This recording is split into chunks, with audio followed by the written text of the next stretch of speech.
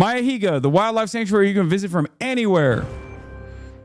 Maya did an actual real TED Talk, which is crazy. I'm so proud of her. She's fucking awesome. Is to use the internet to build our next generation of conservationists. And I have not been doing this for all that long. Okay, I was born in 1998, so I will get that out of the way right off the bat. But I'll tell you guys how I got started. So I grew up on a farm, and I always loved animals. When is yours? Yeah, I'm gonna do one on anti-Semitism is awesome. That's my TED Talk.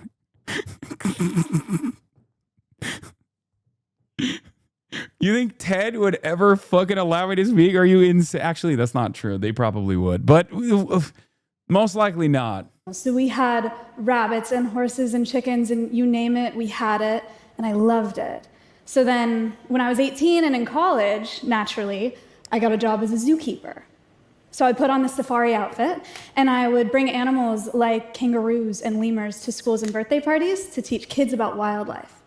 So a pretty cool job. It was really awesome. So then one night after work, I met some friends online who were live streaming themselves playing video games on Twitch. And I had no idea what that meant. But I learned that I could broadcast myself live on this website doing whatever. By the way, this is so difficult. Her hair looks amazing. Yeah, her hair looks fabulous. You're right. This is so difficult. Someone says, is this Pokemon?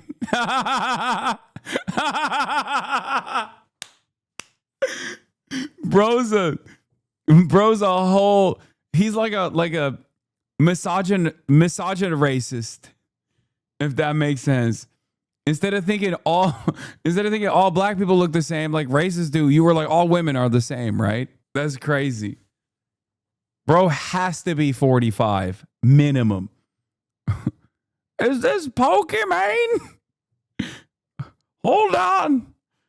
I need one of these young whippersnappers to bring me my glasses. I wanted, so I could cook or I could sing or I could play video games. And if people enjoyed watching it, they would send me tips, so cash, like actual real money. And as a college student, that's pretty freaking sweet. So I started streaming to about 10 viewers at a time almost every day.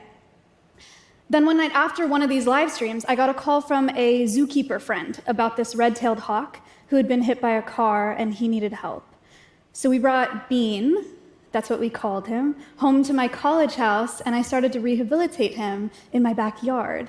Wait, is that bird alive or dead? I don't get it. One night I'm live streaming, I'm cooking, I'm talking about this new hawk in my backyard, and one of my viewers didn't believe me. They didn't believe that I had a bird in my backyard.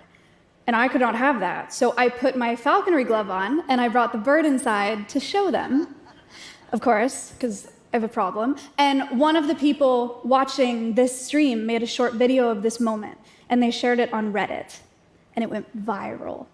So my viewership shot up overnight and I started live streaming Bean's rehabilitation process. So I'd call him from his perch to my glove, and the people watching my streams started becoming as invested as I was in his recovery. It was like they were doing it with me, sort of, which was back when Reddit was good. She said live stream, not dead stream. Keep up. Yeah. Coolest thing that I've ever done. And then eventually, because I was reaching so many people with Bean's story, the zoo that I worked at started allowing me to bring animals like cockatoos and reptiles home to present on my live stream. That's crazy. So suddenly, somehow, I had turned this zoo outreach job that I had into a work from home situation, right? Which is awesome. But instead of reaching 20 kids at a time in a classroom, I was reaching thousands. Look at this fucking guy, bro. Listen, you're like 35, okay? Calm down. Lock in. My man is posting yep cocks in the chat. You're 35. I'm not. I'm younger than you, big bro.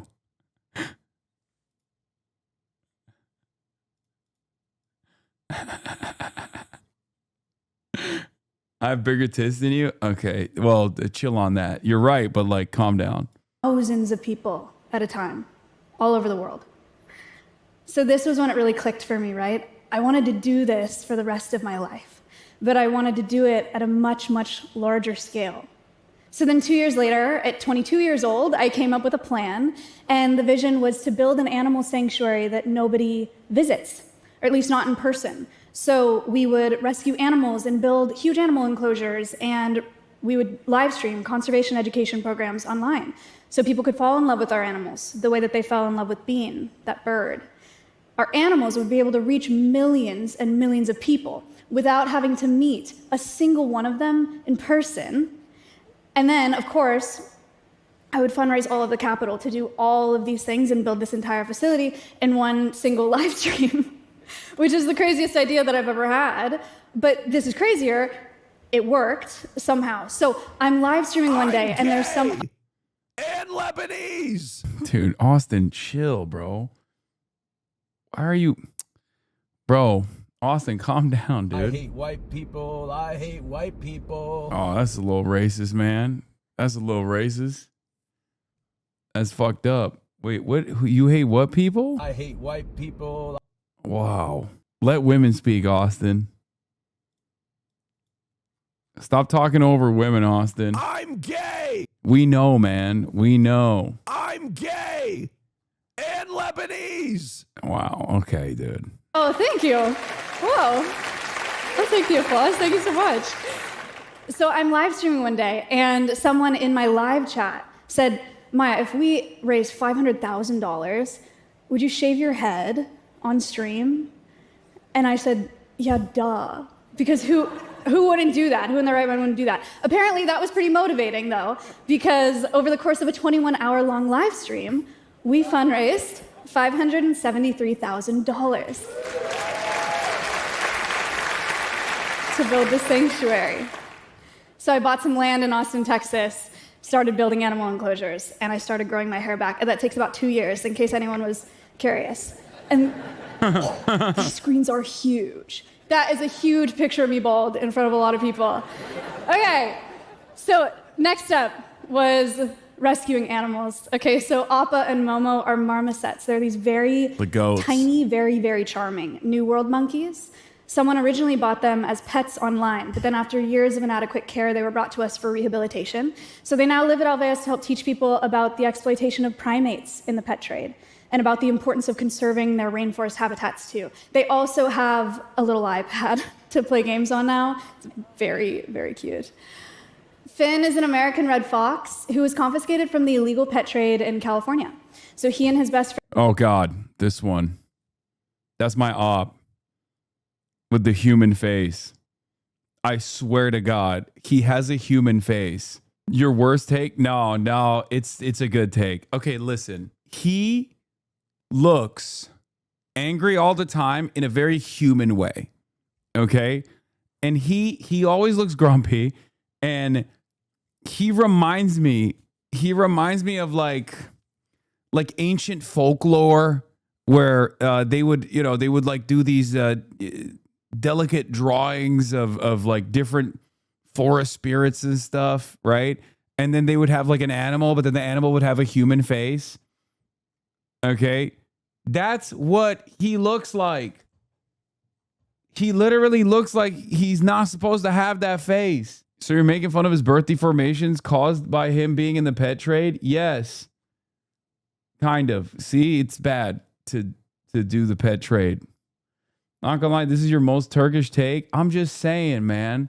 Stop denying your blood relative. I'm Turkish, so my blood relatives are foxes. Or not foxes, sorry. Wolves and not foxes. And Reed now live at Alveus to help teach people about the nightmare that is the fur trade, helping to build a new generation of fur-free consumers.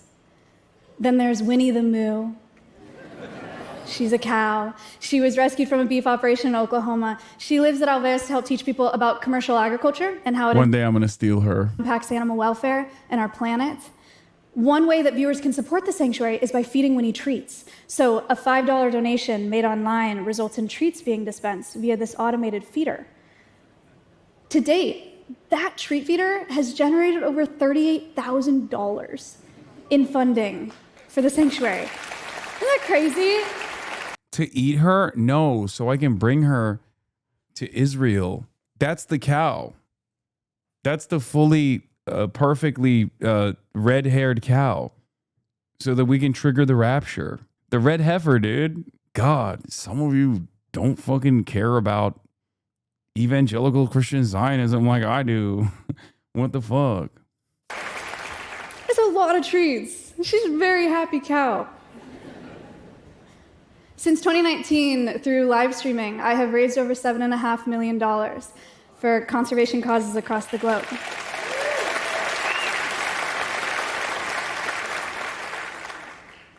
In 2025 alone, we reached over 250 million people with conservation education online.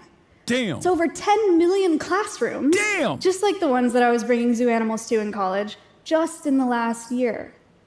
Alveus is now home to rescued parrots and emus and monkeys and wolf dogs and more, and we have those 36 cameras that are live streaming them 24 hours a day. But the beautiful thing about these live cameras is our animals are all blissfully unaware of the thousands of eyes on them at any given time.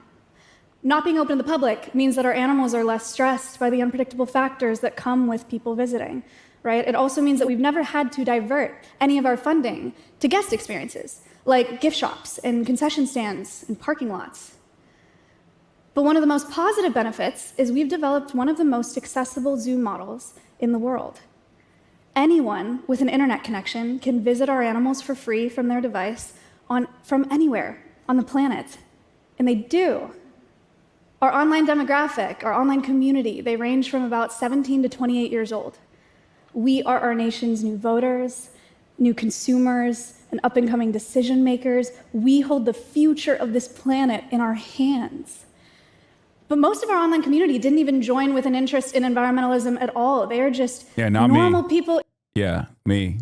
I was like, these animals are fucking cute. Can I pet them? That was my... But now I have a love for animal conservation. Okay? And that's the point. It works. Internet users who stumbled across our content in one of their many, many feeds. Alveus Sanctuary brings conservation to young people largely by meeting them where they already are, which is on social media. But before social media, TV programming was establishing the best examples of conservationists, right? Heroes like Steve Irwin and David Attenborough and Jane Goodall. These are obviously some of my personal heroes, probably some of yours as well, as they should be. These guys rock, right? But for most of us, it can be really hard to see ourselves in such legends. It leaves us feeling like that work is just a far-off dream that only other people achieve. But at Alveus, that dream doesn't feel so far off. We got to take Maya to Chengdu, to the world's largest panda conservation. That's what we got to do. That would be content. For our viewers, Alveus is a dream that one of them achieved from within a space that they're already a part of. And they get to be a part of it all live. She might hate it. Why would she hate it? So we're just getting started. Our next step is taking this Alveus approach to the wild. We're building a new facility where we're going to breed endangered species at Alveus for reintroduction and release into the wild. We're starting with the recovery of critical dinosaurs? Like, what are we talking about? Like, cool new versions of animals? What are we thinking? Do I get to pick for if we fundraise? Okay, idea.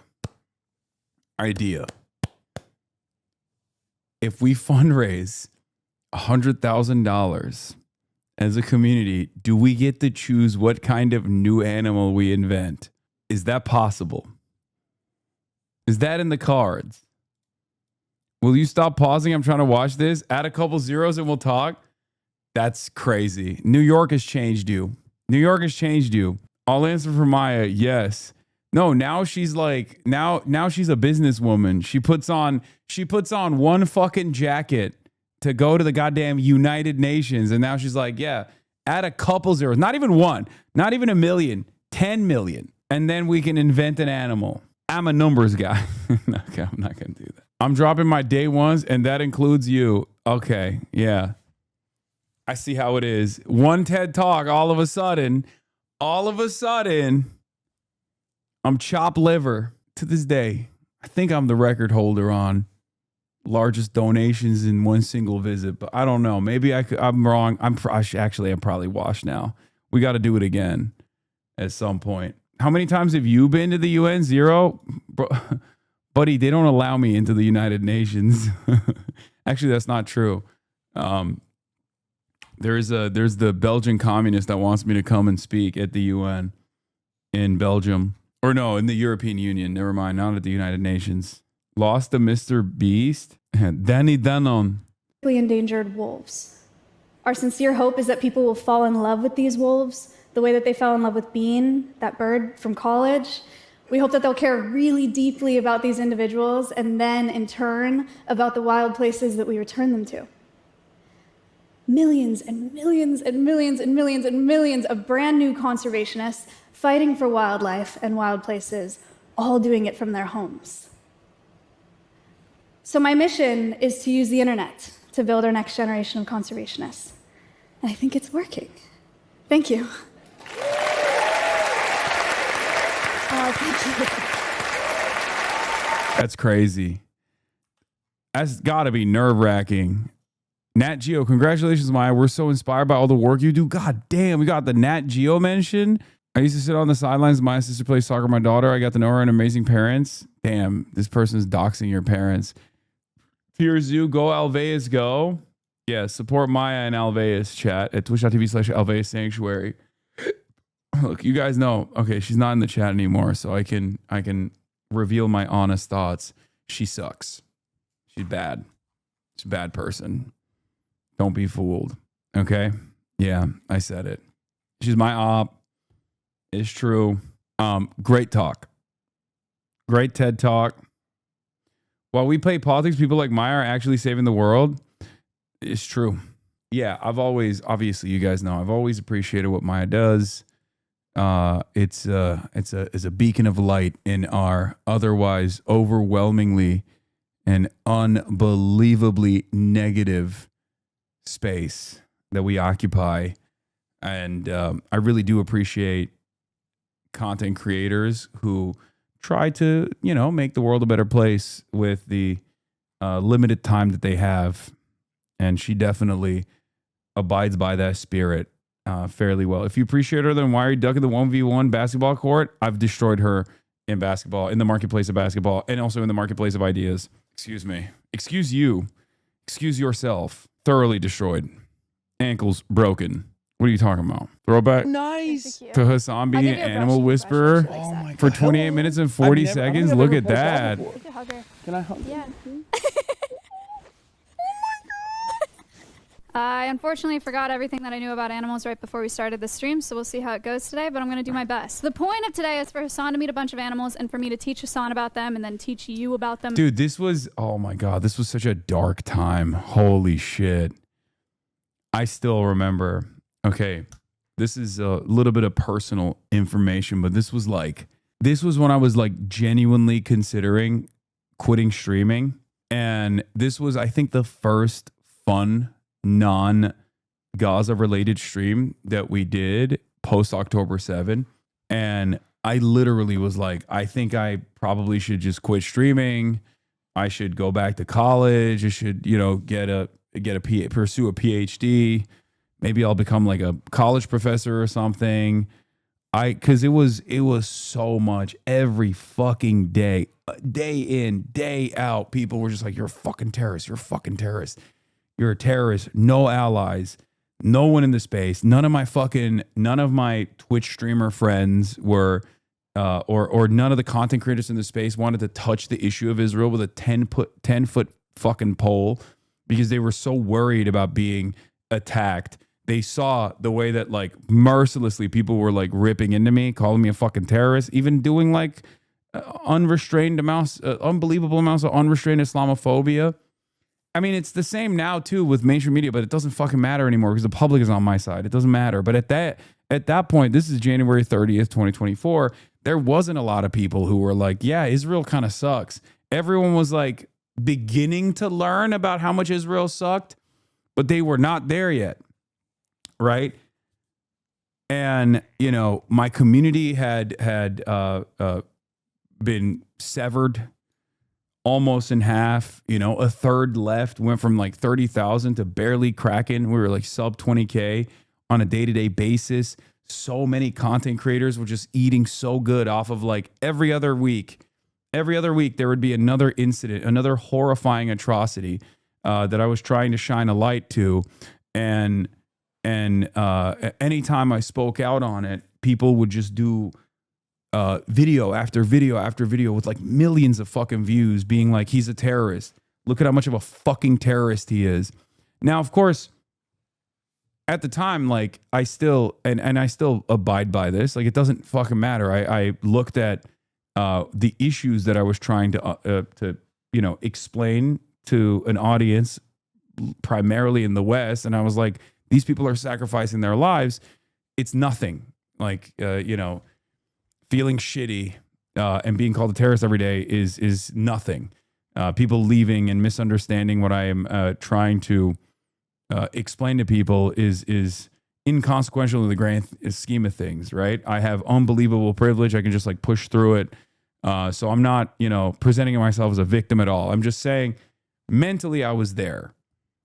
And then we did this stream. And I think that literally stopped me from quitting. Because I remember I was so close. I was like, I fucking hate all this shit. I have no friends in this industry. I have no one that will stand by me. All of these other people are like saying I'm Osama bin Laden. They're playing fucking games comparing me to Osama bin Laden. Like some of the top content creators were doing that. And not a single one of the people I know, the people I've like, grown up with in this fucking, in this dark corner of the internet, not a single one of them was like, hey, maybe you shouldn't do that. That's kind of fucked up. Why are you doing that? That's a little racist, don't you think? Not even a little bit, right? And then I did this, and we did this stream, and a lot of people tuned in, and we fundraised what, 30 grand in the entire 2-hour stream, or like hour-long stream. And that's when I was reminded that we do actually have an incredible impact, that like we are capable of making changes, albeit marginal. That was my thread of hope. Okay, it was you guys that were in here. It was 40 grand. It's written there. Scroll down a little. Yeah, not 30, 40 grand. But yeah, that was my thread of hope for sure. I don't really get touchy-feely nowadays as much, but that's what I was like, damn, we still have the capacity to make changes, right? A thread of hope that we can weave together for a better future. Good thing Maya's not in here as well to hear any this of is that, because she sucks at basketball. Conservation education nonprofit. It's so sick. This place is fucking dope, guys. This was so much fun. I had a phenomenal time. I already thought I was going to have a good time, but I didn't realize how good of a time I was going to have. All right. Well, without further ado, I think we're Shall we begin? This is for you. I have to put a blindfold on? Okay, so we're going to start with Hasan meeting his first animal blindfolded because... There's an animal here. Wait, what? Winnie made you? It's true. She did. Already. No, I haven't gotten it yet. Oh, okay. All right, you ready? This was fucked up. You're going to feel it. Don't freak out. Like, don't move your hands. Okay. Don't, like, fling it in the air. Okay. Okay, ready? Yeah. What is it? Oh, it's the toad. It's got to be the toad. Can I look? No. What? This thing is dead. What the fuck is this? It's not moving. What is this? You can take a blindfold off if you want. Oh, God. Wait, can I move my hands? Oh. Hasan, you killed it. It fell. You can buy these now if you want. This is a Winnie plushie. We also have a Georgie one and a Stompy one and a... That's crazy. This is proof of you doing fun collabs resets the mood. Your shit with Rage recently was goated. You got to do these collabs more often. True, I do. I just don't know what to do. Also, I rarely ever have time. I do a lot of collab streams, but now with politicians instead.